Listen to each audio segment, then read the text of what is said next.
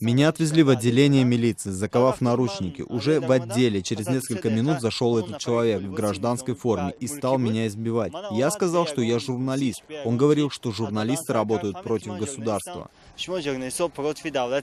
Доро Сухроби, студент третьего курса факультета журналистики, в середине прошлого месяца собирал материал об уличной торговле на одном из рынков на окраине столицы для газеты, в которой он подрабатывает на полставки. По его словам, увидев, как мужчина в гражданской одежде кричит и требует деньги у продавщицы, он вмешался, пытаясь узнать, в чем проблема, и заснял конфликт на мобильный телефон.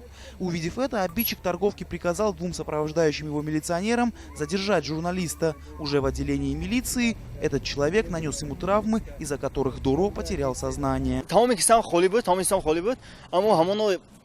У меня уже карманы были пустые после обыска. Тот человек сказал: проверьте карманы, у него есть синоша. Я испугался сильно тогда, потому что до этого подобного не видел. Сломали SD-карту от фотоаппарата, сунули мне в руку 50 самани за карту, а я со страха не отказался. По факту избиения Доро подал документы в следственные органы, где всячески затягивают дело.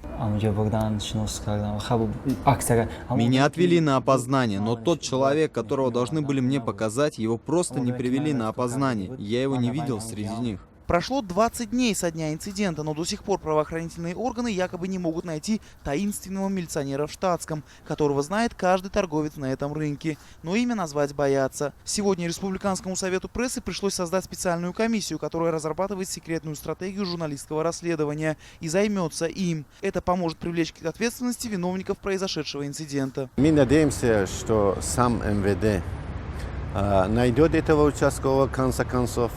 До сих пор они не знают, как будто до сих пор не объявляли о том, что кто был в этот отдел милиции и кто избил этого человека.